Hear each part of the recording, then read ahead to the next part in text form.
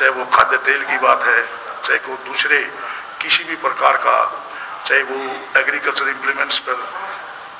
बहुत ज़्यादा टैक्स लगाकर उसकी महंगाई की बात है, चाहे दूसरे जितने नाम लेंगे, जिस भी चीज़ का नाम लेंगे, उसी चीज़ की महंगाई चरम सीमा पर है। तो उसके खिलाफ आप लोगों के माध्यम से हम सरकार को चेताना चाहते हैं कि इस महंगाई पर काबू किया जाए, ताकि जो आम नागरिक है वो इस महंगाई से जो त्रस्त है उसको राहत मिले और वो अपना जिंदगी ठीक ठाक ढंग से आराम से अपनी जिंदगी व्यतीत कर सके। क्योंकि आज हम ये तो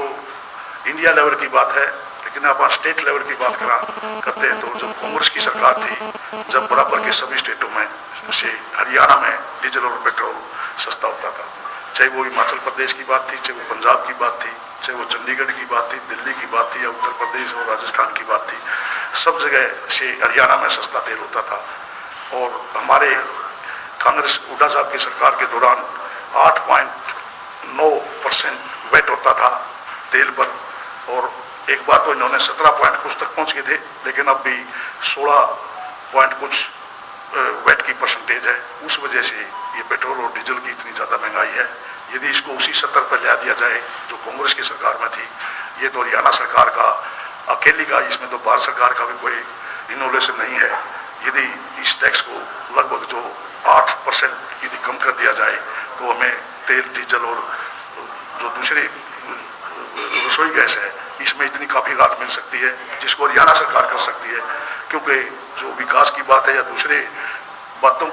की बात करें तो हुड्डा साहब की सरकार में या कांग्रेस की सरकार में भी तो इसी प्रकार से, इस सरकार से अच्छे विकास कार्य भी होते थे और सारे काम होते थे। तो क्यों ना इस तेल की कीमतों को के ऊपर जो वैट की परसेंटेज है उसको कम करके उसी स्तर पर ला दिया जाए जिस स्तर पर कांग्रेस की सरकार थी। इसी प्रकार से आप स्वास्थ्य सेवाओं की बात करा और कानून व्यवस्था की बात करा, इस एक ऐसा बुरा हाल स्वास्थ्य सेवाओं का है कि अपने जींद के सिविल हॉस्पिटल में मेरे ख्याल में 56 डॉक्टरों की पोस्ट है। मैं नहीं मानता 17-18 से ज़्यादा भरी हुई होंगी। और सबसे जुल्म की बात तो सफेदों के साथ है कि वहाँ 13 डॉक्टरों की पोस्ट है, 13 की 13 खाली है। मैंने तो विधानसभा में इस क्वेश्चन को उठाया था कि क्यों ना इस हॉस्पिटल को किसी प्राइवेट आदमी को, क्योंकि हॉस्पिटल जिस प्रकार से हॉस्पिटल का इंफ्रास्ट्रक्चर होता है, सरकारी हॉस्पिटल का इंफ्रास्ट्रक्चर तो बढ़िया है, किसी को किराए पे दे दो ताकि लोगों को सुविधा, पैसे से तो सुविधा मिल जाए,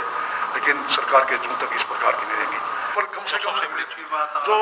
जो सबसे बड़ा इस बार जो अपने खासकर गेहूं की, उसमें 5 से 7 बल्कि 10 क्विंटल तक भी गेहूं की उपज कम है। ज़्यादा गर्मी पड़ने की वजह से, जल्दी गर्मी आने की वजह से जो अच्छी प्रकार से फसल का दाना मोटा ना हो सका, तो हम तो सरकार से डिमांड करते हैं कि 500 रुपये कम से कम किसान को बोनस दिया जाए, ताकि इस बढ़ी हुई महंगाई में वो कहीं ना कहीं अपने बच्चे का पालन पोषण करके, अपने बच्चों को स्कूल भेज के, उनकी किताबें कापियाँ जाके या उनके लिए दूसरी जरूरत की जो चीज़ें हैं उनको पूरा कर सके। इसलिए सरकार 500 रुपये बोनस देने का काम करे। कि मंडी वहां लेके जाओ भाई, मंडियों से खरीदो तो अपनी स्टोर मंडी जो है, मंडी नहीं खत्म होनी चाहिए, मंडियों में रहनी चाहिए। बात ये है पिछली बार हमने लगभग 10,000 पोर्शन है पिछले साल की मंडी के, और पिल्लू खेड़ा की मंडी और 8 की मंडी को किया था, हमको तुलवाने का काम किया था। और आगे भी इस प्रकार का कोई गलती है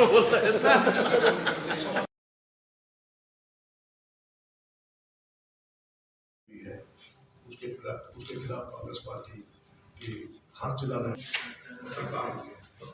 आप लोगों के माध्यम से सरकार को महंगाई के खिलाफ चिताने के लिए पार्टी की तरफ से किया जा रहा है। और उसी के तहत जिस बहुत ज़्यादा टैक्स लगा कर उसकी महंगाई की बात है, चाहे दूसरे जितने नाम लेंगे, किस भी चीज़ का नाम है कि इस महंगाई पर काबू किया जाए, ताकि जो आम नागरिक है वो इस महंगाई से त्रस्त है। इंडिया लेवल की बात है, लेकिन आप स्टेट लेवल की बात करते हैं तो जो कांग्रेस की सरकार थी, जब बराबर के प्रदेश में राजस्थान की बात थी, सब जगह से हरियाणा में सस्ता तेल होता था। और हमारे कांग्रेस हुड्डा साहब